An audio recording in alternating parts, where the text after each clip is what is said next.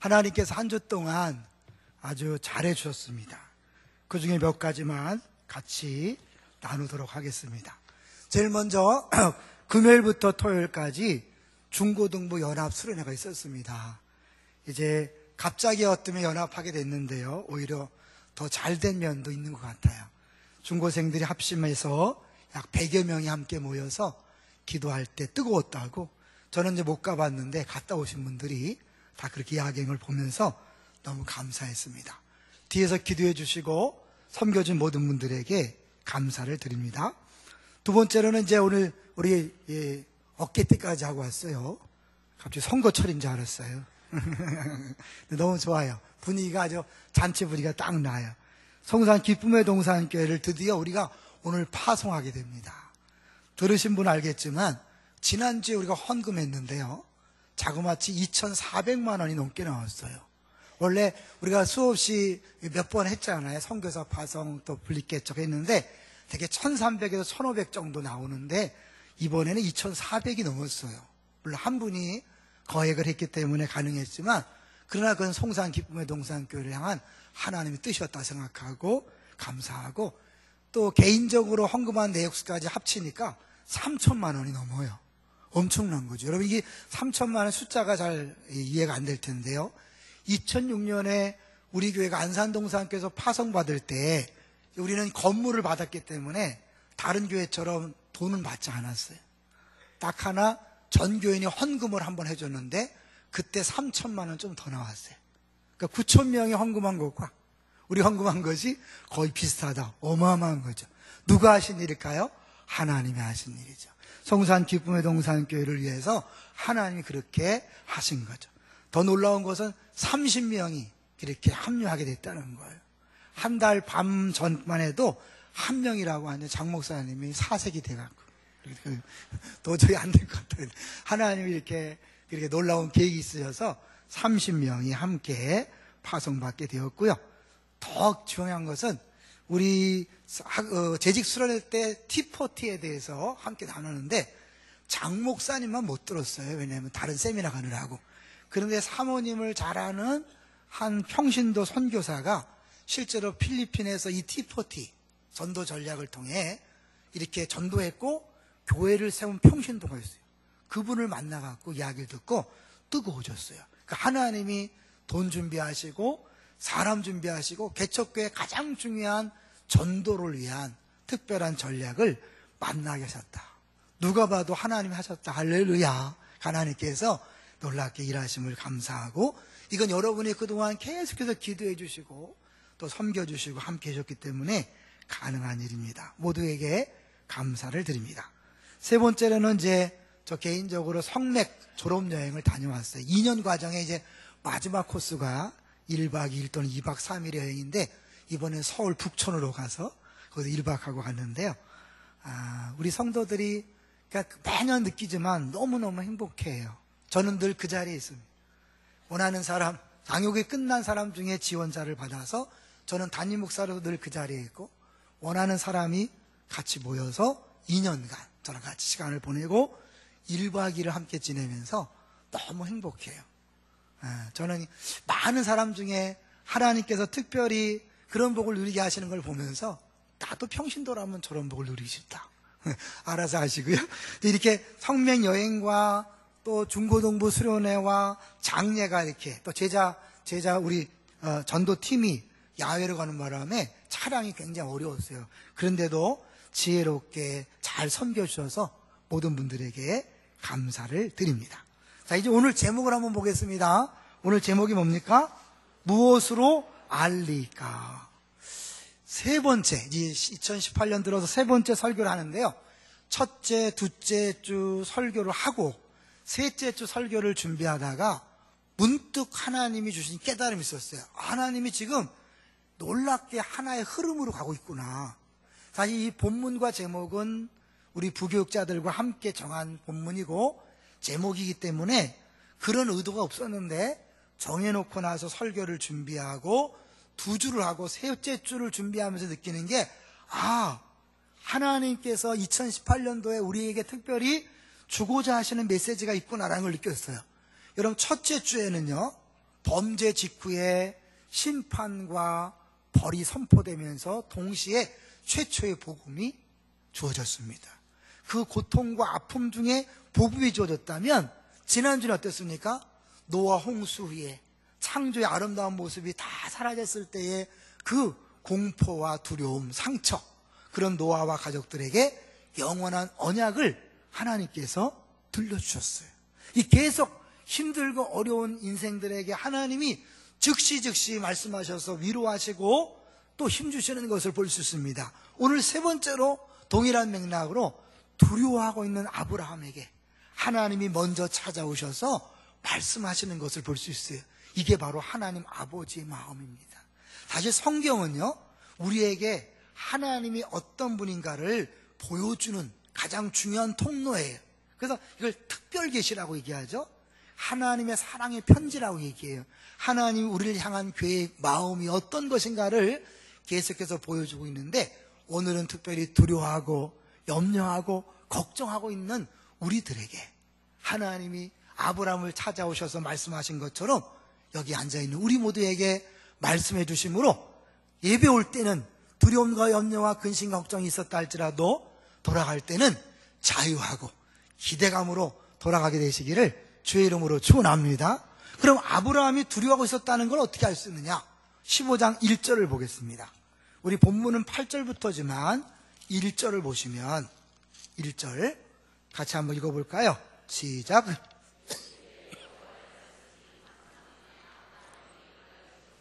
아브라함아, 상급인이라. 여기 보니까 하나님이 나타나셔서 두려워하지 말라. 그럼 아브라함이 뭐하고 있다는 거예요? 두려워하고 있다는 거죠. 멀쩡한 사람한테 와서 두려워 말라 미친 거죠. 하나님이 아브라함을 너무나 잘하는 거죠. 두려워하지 말라. 근데요, 이 상황이 우리가 좀 이해하기 어려운 상황이에요. 왜냐하면 그 앞에까지는 정말 신나고 행복했거든요. 15장 그 1절 맨 앞에 보면 이후에 그랬으니까 이 내용이 14장과 직결된다는 걸 볼 수 있죠. 그러면 14장으로 빨리 가보시면 우리 성경을 자세히 안 봐도 한번 읽어봤으니까 알 거예요. 아브라함의 조카 롯이 사로잡혀 갔습니다. 그 얘기를 듣고 아브라함이 앞뒤 안 가리고 나갑니다. 그런데 생각해보면 미친 짓이에요. 왜냐하면 이 아브라함의 조카 롯이 잡혀간 군대는 연합군대예요. 또 여러 개의 연합군대를 쳐부셔서 다 이 물질은 어마어마한 연합군대거든요. 근데 아브라함은 뭐야? 기껏 집에서 길리운 자 300몇 명? 그 아무리 뭐 정예부대라 그래봐야 얼마 되겠어요. 그리고 주변에 알고 있는 몇 분하고 같이 연합해서 갔는데 이건 비교하면 싸움이 안 되는 거예요. 계산하면 갈 수 없는 거예요. 근데 조카가 잡혀갔으니까 앞뒤 안 가리고 달려간 거죠. 근데 그 적은 숫자로 그 어마어마한 강한 연합군대를 무찌릅니다. 그리고 빼앗겼던 걸 다 찾아오고 조카를 다 구출합니다. 그러니 뭐 누가 봐도 하나님이 하셨다는 것을 인정하는 거죠. 그래서 이 아브라함이 돌아올 때 갑자기 멜기세덱이라는 이상한 생각지 어떤 사람이 딱 나타나요. 제사장이 나타나요. 이제 그에게 이 아브라함이 뭘 했나 볼까요? 자, 19절부터 한번 읽어볼게요. 14장 19절. 하나님이 제사장인 멜기세덱이 나타나고 그가 19절 시작. 그가 아브라함에게 축복하여 이르되 천지의 주제이시요 지극히 높으신 하나님이요 아브라함에게 복을 주옵소서. 20절. 너희의 대적을 내 손에 붙이신 지극히 높으신 하나님을 찬송할지로다. 잠깐 멈출까요? 너희의 대적을 내 손에 붙이신 누구예요? 하나님이라는 거예요. 하나님이 너를 전쟁에서 이기겠다. 아멘. 아브라함이 그 얻은 것에서 10분의 1을 멜기세덱에게 주었더라. 10분의 1을 왜 줬을까요? 10분의 1은 이 모든 것들이 하나님 주신 것이요 인정할 때 10분의 1을 드리는 거예요. 그러니까 이 아브라함은 이 전쟁이 하나님이 승리케 하셨다는 것을 인정했기 때문에 10분의 1을 드립니다. 나머지 10분의 9는 어땠을까요? 가지지 않았어요. 그 뒤에 보면 소돔왕이 야 사람만 보내고 물질은 네가 다 가져라. 아브라함이 야 나중에라도 너 때문에 부자 됐다는 소리 듣고 싶지 않다. 왜? 하나님이 나를 책임지기 때문에. 그래서 어때요? 다 줘버렸어요. 아브라함이 얻은 것 빼앗은 것 10분의 1만 멜기세덱에게 주고 나머지는 다 원래 주인에게 돌려줬고 여기 보면 24절에 함께했던 젊은이들에게 필요한 것만 준 것을 볼 수 있어요. 그래서 아브라함은 어떻게 해요? 하나님이 함께 하셨다. 하나님이 함께 하셨음을 경험하고 그걸 믿음 고백했으니 어때요? 이제 앞으로 걱정할 거 없다. 근데 사람은 그렇지 않아요. 하나님 은혜를 경험하고 나서도 두려움에 빠지는 것이 우리 인생이에요. 우린 지난 연말에 지금까지 지내온 것 주의 크신 은혜라 고백했어요. 막상 2018년 1월 2일이 되니까 어떻게 해요? 어떻게 살지? 상황이 너무 만만치 않잖아요. 우리는 은혜를 다 잊어버리고 받은 사랑을 다 잊어버리고 당장 눈앞의 현실을 바라볼 때 마음에 두려움이 생기는, 아브라함이 그런 거예요. 전쟁 때 하나님이 함께 하셨어요. 놀랍게 역사했어요. 그 하나님이 자기 하나님이 됐어요. 그런데 가장 중요한 현실이 뭘까요? 아들이 없어요. 다른 종들은 전쟁에 들어갔을 때 아들이 막 달려나와서 아빠 무사하게 돌아와서 감사해요 막 인사하는데 아브라함만 반겨줄 아들이 없어요. 쓸쓸해요. 그리고 한편은 뭐예요? 야, 지금은 전쟁에 승리했지만 다시 저들이 마음을 추스려서 연합해서 달려들면 어떡하나, 끔찍한 거죠. 이런저런 생각이 두려워할 때 하나님이 먼저 아시고 찾아오신 거예요. 그러면서 내가 네 방패다, 너의 상급이다. 방패란 거예요. 내가 네 보호자야, 두려워하지 마라. 상급이란 건 뭐예요? 너한테 줄 상이 커. 근데 아브라함이 그 얘기를 듣는데 속으로 약간은 뭐예요? 올라온 거예요. 뭐가 올라왔을까요? 2절을 보겠습니다. 2절 시작. 아브라함이 이르되 주 여호와여 무엇을 내게 주시려 하나이까? 나는 자식이 없사오니 나의 상속자는 이 다메섹 사람 엘리에셀이니라. 많이 주시면 뭐 하려고요? 많이 주시면 뭐 합니까? 난 아들이 없는데요. 그 상속 천상 종에게나 줄 텐데요. 이렇게 하는 거죠. 근데 하나님께서 아니다, 그 사람이 아니야, 상속자 따로 있어. 그러면서 4절을 보겠습니다. 4절 시작. 여호와의 말씀이 그에게 임하여 이르시되 그 사람이 내 상속자가 아니라 내 몸에서 날 자가 내 상속자가 되리라 하시고 5절 그들을 이끌고 밖으로 나가 이르시되 하늘을 우러러 무뼈를 셀 수 있나 보라. 또 그에게 이르시되 내 자손이 이와 같으리라. 하늘의 별을 보여주면서 네 자손이 이와 같이 많아질 거야. 아브라함이 그것을 믿었다 그랬어요. 그러니까 이게 하나님 말씀을 듣는 게 이렇게 중요해요. 우리가 신앙생활 하면서 환경과 조건을 보면요, 금방 막 믿음으로 할렐루야 찬송하다가 아들을 보는 순간, 딸을 보는 순간 사춘기로 헤매고 아직도 사업이 어렵고 건강이 어렵고 관계가 꼬이고 이런 문제가 보이는 순간, 그것이 나의 마음을 힘들게 했을 때 다 이렇게 기쁨이 사라지잖아요. 그럴 때 다시 하나님이 말씀하시면 믿음이 생기는 거죠. 사실 지금 아들이 하나도 없는데 갑자기 이 하늘의 별처럼 많이 줄 거야, 믿어져요? 안 믿어지만 그게 믿는다는 건 뭐예요? 성령의 역사죠. 말씀을 믿은 거예요. 그랬을 때 하나님이 어떻게 했어요? 6절 시작. 아브라함이 여호와를 믿으니 여호와께서 이를 그의 의로 여기시고. 이 믿음을 얻다는 것은 여러분요, 행위랑 비교되는 거잖아요. 아브라함이 잘해서 똑똑해서 대단해서 의로운 게 아니에요. 하나님 말씀하신 걸 그냥 믿는 거죠. 하나님이 하실 약속을 그대로 인정하고 받는 거예요. 그럴 때 하나님이 의로 여겼다는 건 뭐예요? 하나님 마음에 쏙 들었다, 하나님 기준에 합격이다, 100점이다, 그런 거죠. 자, 그러면요, 이 정도 됐으면 이제 아브라함은 더 이상 문제가 없을 것 같아요. 하나님은요, 자손을 약속한 다음에 진짜 중요한 또 하나 약속을 해요. 왜냐면 하나님은 사람만 아니라 땅을 약속했거든요. 궁극적으로 가나안 땅을 이스라엘 백성에게 주어서 이스라엘 나라, 하나님 나라를 세울 계획이기 때문에 사람뿐만 아니라 땅을 약속했거든요. 그걸 다시 한번 확인시킵니다. 7절을 볼까요? 7절 시작. 또 그에게 이르시되 너를 내게 주어 소유를 삼게 하려고 너를 갈대아인의 우르에서 이끌어낸 여호와니라. 너를 저 갈대 우르 우상장사의 아들에서 너를 뽑아내서 내가 특별히 이 땅을 주게 하려고 너를 데리고 나갔다. 근데 지금은 한 평의 땅도 없어요. 아브라함이 또 현실을 보는 거죠. 하나님이 약속했지만 현실적으로 한 평의 땅도 없으니까 8절에 이렇게 말합니다. 8절 시작. 그가 이르되 주 여호와여 내가 이 땅을 소유로 받을 것을 무엇으로 알리이까? 지금 땅이 한 평도 없으니 사실은 하나님 말씀을 믿지만, 그러나 이왕이면 증거를 한번 주십시오. 증거를. 우리 같으면 야 진짜 답답하다 너. 내가 전쟁터에서 너 승리케 했고 하늘의 별을 보여주면서 약속했으면 됐지 뭘 또 바라냐. 그럴 줄 알았는데 하나님은 그러지 않고요, 그 연약하고 부족한 아브라함의 수준으로 자신을 낮추는 거예요. 하나님 입장에서 야 그런 것도 못 믿어. 우리 보통 있잖아요, 막 두려워 염려하는 사람한테 좀 제발 좀 믿어. 뭘 염려해. 이러는 거 아니에요. 윽박지르면 안 돼요. 안 믿어지는 건데요, 하나님도 아브라함을 윽박지르지 않았어요. 오히려 그 아브라함의 그 마음을 하시고 확신시키기 위해서 이번에는 하늘의 별을 보라, 그 정도가 아니라 실제로 어마어마한 모습을 보여주십니다. 오늘 제목이 뭡니까?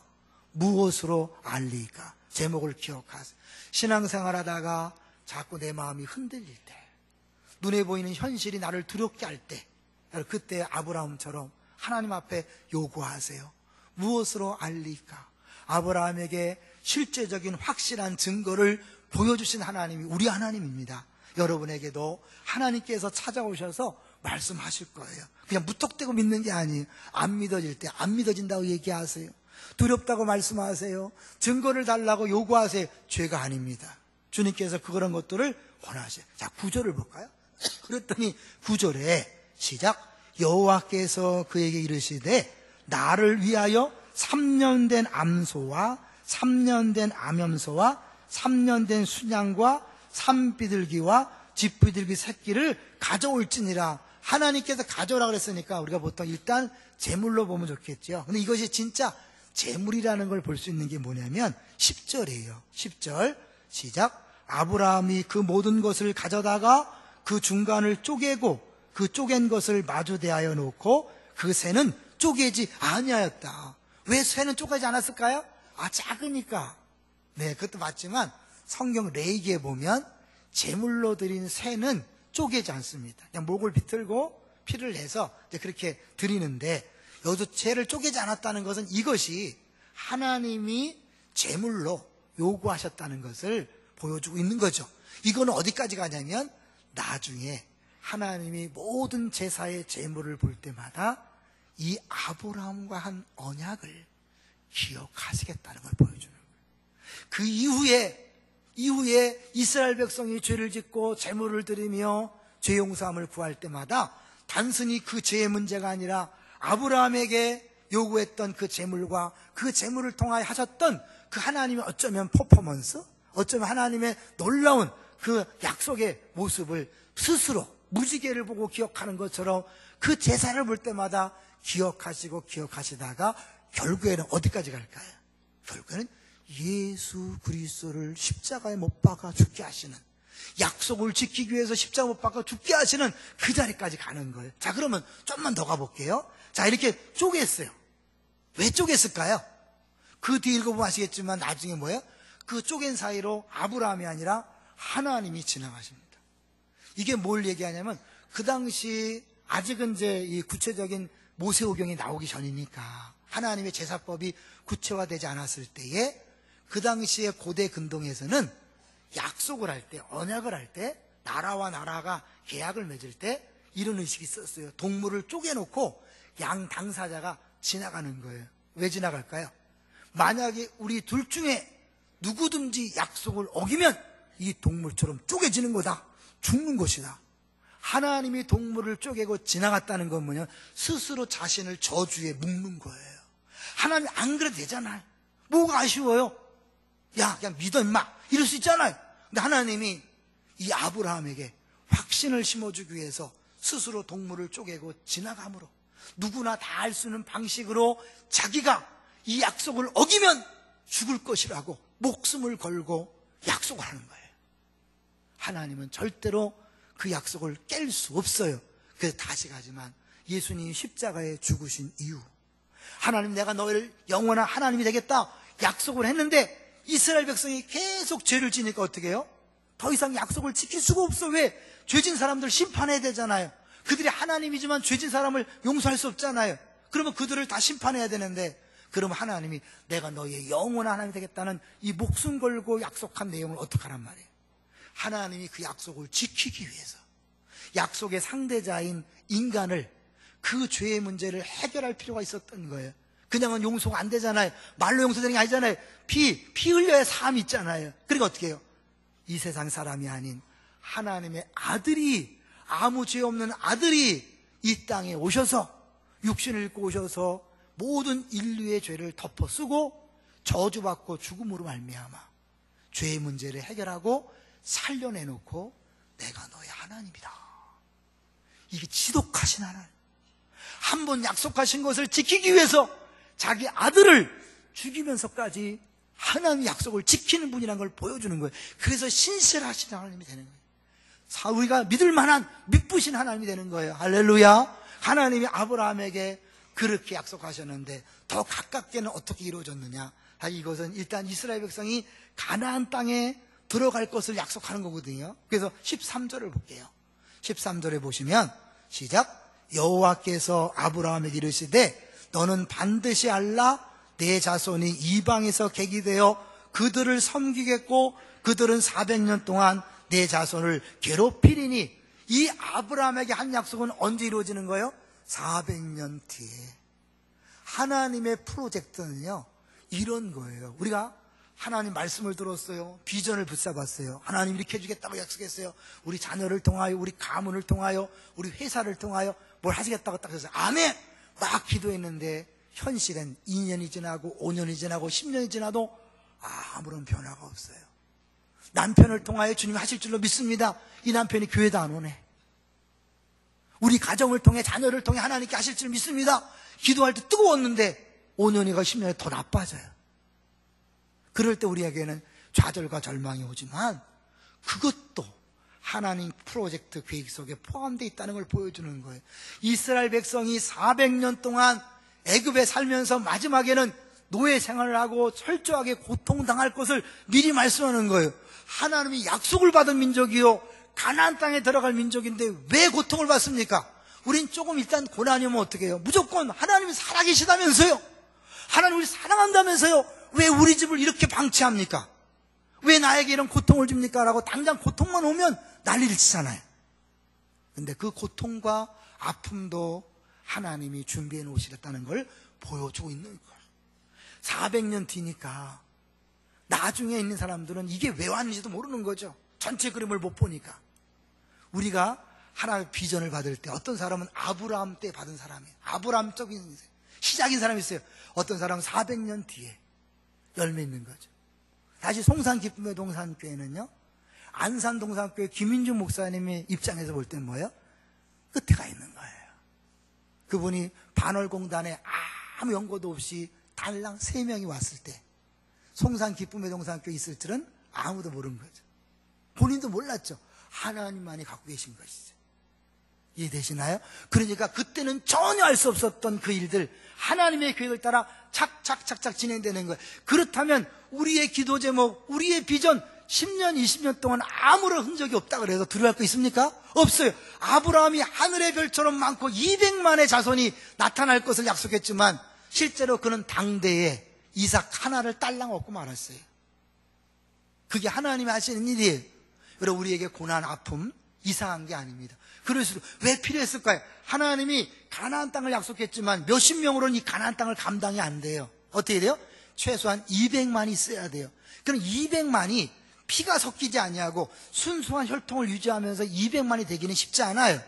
하나님이 애굽이라는 강대국을 미리 세워놓고 요셉을 총리로 세운 다음에 환호를 받으면서 애굽 땅에 입성해서 가장 좋은 고센 땅에 터를 잡게 해서 애굽의 보호를 받으며 이방 민족에 침받지 않고 거기서 막 으쌰으쌰 애만 낳는 일에 집중해갖고 어떻게 해요? 계속 커지는 거예요. 계속 커지다 보니까 애굽 입장에서는 뭐예요? 두려운 거죠. 그러니까 마지막에 핍박을 가하는 거죠. 근데 그 핍박을 가하면서 그들이 고통을 당할 때 하나님 앞에 부르짖고 언약을 붙잡고 부르짖고 하나님은 그들에게 약속한 언약을 기억해서 그를 건져내는 거, 이게 하나님의 프로젝트예요. 그런데 여기 또 재미난 게 있죠? 16절을 보세요. 이렇게 인구만 많아진다고 되는 게 아니에요. 하나님의 계획이 이루어지기 위해서 또 다른 게 있어요. 16절을 볼까요? 16절 시작. 내 자손은 4대 만에 이 땅으로 돌아오리니 이는 아모리 족속의 죄악이 아직 가득 차지 아니함이니라 하시더니, 이 이스라엘 백성한테 이 땅을 주겠다고 해서 무조건 몰아치는 게 아니에요. 무조건 발로 차내는 분이 아니에요. 이 땅에 살던 사람이 도저히 그 땅에 살지 못할 정도의 죄악 덩어리가 될 때까지 하나님 어떻게 유보하시고 기다리시는 거예요. 잘 생각해요. 이런 예를 드는데요, 하나님 아버지 우리 아들을 1등 되게 해주세요. 여러분, 우리 아들 1등 되려면 어떻게 해요? 1등이던 애가 2등으로 떨어지는 피눈물을 흘려야 돼요. 우리 아들 사장님 되게 해주세요. 그럼 지금 사장님은 멀쩡하다가 명예퇴직을 당해야 된다니까요. 이 사정을 아셔야 돼요. 무조건 승리하게, 내가 승리하면 패배 아픔이 있어야 된다니까요. 하나님이 그냥 하는 게 아니에요. 이스라엘 백성의 가나안 땅을 주기 위해서는 가나안 땅의 거민들이 죄악이 꽉 찰 때까지 기다리는 그 기간이 필요한 거예요. 양동작전이에요. 이쪽은 감당할 만한 사람을 막 키우는 일을 하시고 그 가운데 고난도 있고 아픔도 있고 막 죽임당하는 일도 있어요. 이쪽은 뭐예요? 하나님이 내버려 두는 거죠. 하나님 간섭하지 않으면요, 사람은 더 죄를 짓게 돼 있어요. 왜? 죄인이니까. 그들이 죄를 짓는 것 끝까지 가하셨다가 도저히 참을 수 없는 상황이 됐을 때 그 죄악 때문에 심판하시고 하는 거예요. 그러니까 가나안 거민을 쳐부숴라, 하나님 잔인하지 않느냐? 아니에요. 그들이 완전히 죄로 인하여 땅을 더럽혔기 때문에 하나님이 그 땅을 깨끗게 하는 거거든요.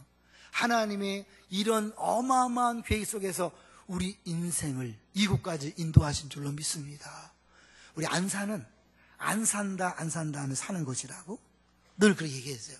실제로 안산의 가장 큰 문제가 뭐냐면 정주의식이 없다는 거예요. 정주의식. 한 곳에 정착하여 살고자 하는 마음이 없는 도시가 안산이에요. 거의 외부에서 왔기 때문에. 그래서 안산을 사랑하지 않아요. 기회가 있으면 떠나려고 그래요. 이게 기독교인에겐 치명적이에요. 왜냐하면 우리는 안 산다 하면서도 왜 오게 됐느냐?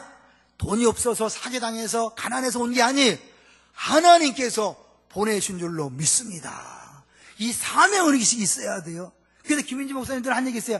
안 산다 하면서 왜 사냐? 나를 만나기 위해서 왔다. 안산 동산교회 만나게 왔다. 다들 할렐루야 아멘 했어요. 저는 부목사로 왔지만 그 말이 와닿았어요. 나는 왜 안산이 우리가 책임지는 외국인 노동자와 안산 성시아를 위해서 왜 관심이 없나? 우리 자체가 안산에 대한 자부심이 없어요. 하나님이 안산을 맡기셨다는 사명감이 있어야 우리에게 붙여진 외국인 노동자들 이 안산을 성시하기 위해서 해야 되는데 그런 마음이 없는 거예요. 그리고 우리 기독교인들은 우연이 없잖아요. 믿습니까? 하나님이 우리를 이곳으로 보내신 줄로 믿습니다. 하나님이 이스라엘 백성을 그 애굽 땅에서 나와서 가나안 땅에 들어가기 위해서 마지막 10번째 재앙을 줄 때에 애굽의 장자들은 다 죽었지만 이스라엘 장자들은 안 죽었어요. 어떻게 안 죽었죠? 유월절 어린 양의 피를 바르기 때문에 안 죽었어요. 그 유월절 어린 양의 피는 누구를 상징할까요? 아브라함 때 쪼개진 짐승. 쪼개진 짐승의 그 피, 이 이스라엘 어린 양이 죽어짐으로 말미암아 하나님이 이 아브라함과 한 약속을 지키시는 걸 보여주는 거예요. 그래서 예수님이 이 땅에 오셨을 때 보라 세상죄를 지고 가는 하나님의 어린 양을 보라. 결국 아브라함과 언약한 이 내용, 이 고개를 쪼개진 고개 사이로 지나갔던 그 하나님이 그 약속을 지키신 것이 바로 십자가란 말이에요. 아브라함에게는 이 언약식을 통하여 가나안 땅을 줄 것을 약속했다면 여기 앉아있는 우리 모두에게는 뭐예요? 하나님께서 한번 약속하신 것은 반드시 지키시고 이루신다는 걸 보여주는 게 바로 십자가예요. 그래서 이 사랑의 십자가 확정된 것이 십자가라고 얘기하잖아요. 우리 십자가를 볼 때마다 이야 하나님 신실하신 분, 한번 약속하시면 절대로 어기지 않는 분, 반드시 지키시는 분, 심지어 자기 아들을 죽이면서까지 약속을 지키는 지독한 분, 그분이 우리 하나님이고 우리를 사랑하시는 분이고 우리를 기쁨의 동산교회로 모아주신 분이고 그리고 뭐예요? 우리를 통하여 일을 해나가실 분인 줄로 믿습니다. 송산 기쁨의 동산교회 아까 얘기했지만 지금 이런 모습으로 파송할 줄 아무도 몰랐어요. 한 달 15일 전쯤만 해도 사실은 전용원장은 한 명만 딸랑 지원했어요. 즉 이런 모습으로 이렇게 풍성하게 정말 잔치로 파송할 줄 아무도 몰랐어요. 우리는 몰랐지만 누구는 알았을까요? 하나님은 아셨죠. 하나님은 계획이 있었죠. 근데 우리는 현실을 보고 어떡하지? 큰일 났다.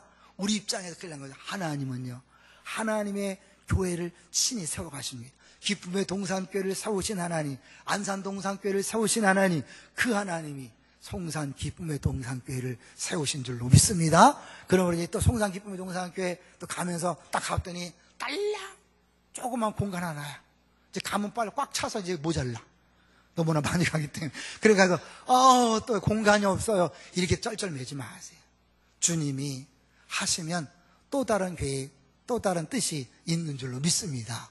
우리가 우리 교회를 통하여 이 일을 이루겠다는 것은요, 장수성 목사님만을 위한 게 아니니 우리 교회 전체 모두를 향한 하나님의 계획이 지금 이루어지고 있다는 증거입니다. 믿습니까? 하나님이 살아계셔서 역사하신다면, 지금 이 일을 우리를 통해 했다면, 우리 기쁨의 동산교회 여러분을 불러 모아주신 하나님의 계획입니다. 그럼 여러분을 통하여 주님은 지금도 송산 기쁨의 동산교회뿐만 아니라 여러분이 가정에서, 직장의 사업장에서 하나님 계획하신 일을 착착 이루어 가고 계신 줄로 믿습니다. 마음에 소원을 두고 행하신 하나님이 때로는 5년 전에, 10년 전에, 아니면 20년 전에 예수 처음 믿었을 때 뜨거운 마음으로 가졌던 비전이 있어요. 하나님 말씀을 듣는 순간 뜨거워졌던 내용들이 있어요. 그걸 붙잡고 몇 년 기도했는데 아무런 열매가 없으니까 포기했던 거 있습니까? 여러분, 조건이나 환경을 보시고 포기하지 마시고 다시 그걸 붙잡으세요. 송산 기쁨의 동산교회가 세워지는 걸 보면서 하나님이, 그래, 우리 기쁨의 동산교회를 통하여 이렇게 일하신다면, 나를 이곳에 보내셔서 한 멤버 삼으시고 지체 삼으셨다면 나를 통해서도 주님 하실 일을 지금도 하고 계시고 앞으로 하실 것이다. 할렐루야. 한 이야기를 하려고 합니다. 크리스탄이라는 여자 외국 성도가 있어요. 이 사람이 언제인지 모르게 갑자기 하반신 마비가 왔어요. 이 신경이 마비됨으로 휠체어를 타고 갈 수밖에 없었어요. 남편이 신실하기 때문에 불평하지 않고 정성껏 아내를 돌봤어요. 그러면서 이들은 믿음이 있으니까 계속 기도한 거예요. 하나님, 다시 치유해 주세요. 치료해 주세요. 12년 동안 아무 일이 없어졌어요. 그럼 12년 동안 휠체어를 타고 있으면 이제 포기할 만한데, 이 크리스찬 분이 계속해서 찬양을 듣는 습관이 있었어요. 그날도 CD를 통해 찬양을 듣는데 그 가사 중에 내가 너를 치료하겠노라, 그 가사가 자기 마음속에 다 와닿은 거예요. 똑같이 설교를 듣지만 어떤 때는 졸리기만 하고 안 들리다가 어느 날 갑자기 내 가슴을 두들기는 소리가 있으세요. 왠지 들려요. 주님이 찾아오시는 거예요. 성경을 읽을 때 딴 때는 졸리기만 했는데 어느 날 그냥 큰 글자로 다가오는 거예요. 그 말씀이 그렇게 달아. 이게 하나님 하시는 거예요. 똑같이 찬양하지만 어떤 때는 그냥 이렇게 하다가 어느 순간 그 찬양이 팍 들어오는 거예요. 하나님 말씀하시는 거예요. 여러분, 그때 그 말씀을 붙잡으세요. 아멘으로 붙잡으세요. 이 부부가 하나님 앞에 아멘을 선포했어요. 그리고 하나님께서 나를 치료하셨다, 하나님께서 나를 깨끗게 하셨다 선포했어요. 3개월 동안 아무 일이 없었어요. 3개월이 지나고 나서 신기하게 발가락이 움직이는 걸 느꼈어요. 그리고 발가락을 덮은 담요의 감촉이 느껴졌어요. 아, 신경이 회복되고 오는구나. 그리고 계속해서 기도하는 중에 신경이 완전히 회복되어서 지금까지 30년 동안을 건강하게 살고 있다는 거죠. 우리 주성호 목사님이 지금 허리 때문에 마비가 와서 지금 조금씩 움직이고 있어요. 이제 돌아오는 중에 곧 올 건데, 여러분, 그 하나님께서 회복시킨다면 어떠한 상황, 어떠한 조건에서도 문제가 되지 않을 줄로 믿습니다. 적용하세요. 여러분, 자녀에게 적용하세요. 물질 문제에 적용하세요. 관계에 적용하세요. 더 나아가 여러분 주신 가정과 직장과 사업장에 주신 그 미션, 하나님의 사명에 집중하세요. 하나님이 주셨다면, 하나님이 약속했다면 분명히 어느 날 말씀을 듣고 눈물을 흘리며 감격하며 기도하기 시작했다면, 지금 10년이 지나고 10년이 지나며 아무 일이 없다 할지라도 주님이 주셨다면 주님이 이루어 가실 줄로 믿습니다. 이러면 나이가 상관없어요. 오히려 늙으면 늙을수록 죄송하지만 더 기대감 있는 거예요. 왜? 이미 지날 시간을 지냈잖아요. 이제 이룰 날만 있잖아요. 준비 기간이 지난 거잖아요. 하나님께서 하실 일만 남았잖아요. 할렐루야. 모든 성도가 그래서 기대감을 가지고 희망을 가지고 갈 수 있는 것입니다. 송산 기쁨의 동산교를 파송하면서 마음이 기쁩니다. 행복합니다. 이상한 모습으로, 좀 너무 쓸쓸한 모습으로 보내놓으면 보내는 것도 어려울 텐데 하나님께서 일하심을 분명히 볼 수 있어서 감사하고, 그래서 특별히 오늘 본문을 통하여 우리 모든 성도들에게 소망의 메시지를 전할 수 있어서 너무 감사해요. 분명히 살아계셔서 역사하신 하나님이 요 일만 딱 하고 끝, 빠이빠이 아니잖아요. 지금 여기까지 12년 동안 하셨다면 이번 특세 때 놀랍게 일하실 줄로 믿습니다. 우리 성경 매일 한 장씩 읽는 중에 하나님 찾아오셔서 말씀하실 줄로 믿습니다. 모든 예배 시간을 소중히 여기세요. 모든 은혜 받는 시간을 소중히 여기세요. 아브라함을 찾아오신 하나님이 말씀을 읽다가 찾아오실 거예요. 하나님께서 특세를 통해 찾아오실 거예요. 여러분의 여러 가지 양육 프로그램을 참여하는 중에 찾아오실 거예요. 아브라함을 탓하지 아니하고 아브라함을 화내지 아니하시고 그 수준에 앞서서 말씀하신 하나님이 우리에게 우리 수준에 맞게 말씀하여 주심으로 다시 한번 용기 내어 힘있게 살아갈 수 있도록 하실 줄로 믿습니다. 우리 그 주 안에 있는 나에게 찬양하시죠? 주 안에 있는 나에게 딴 근심 있으랴 자가 밑에 나아가 내 짐을 풀었네 짐을 풀었네 주님을 찬송하면서 주님을 찬송하면서 할렐루야 할렐루야 내 앞길 멀고 험해도 험해도 나 주님만 중요한 건 4절이에요. 내 주와 맺은 언약은 내 주와 맺은 언약은 영불변하시니 그 나라 가기까지는 나라가기까지는 늘 보호하시네 아멘 주님을 찬송하면서 주님을 찬송하면서 할렐루야 할렐루야 내 앞길 멀고 험해도 나 주님만 따라가리 아브라함을 찾아오셔서 확실한 증거를 보여주신 하나님이 우리에게는 어떤 증거를 주셨다고요? 십자가라는 확실한 증거를 주셨어요. 아브라함보다 더 확실한 증거. 구약시대 사람들은 십자가를 볼 수 없었어요. 우리 십자가에 죽으신 예수를 받고 부활하신 예수를 받고 그것이 하나님의 사랑의 증거라는 사실을 알게 됐어요. 어려울 때마다 십자가를 바라보세요. 십자가를 통하여 그 신실하심을 보여준 하나님을 바라보세요.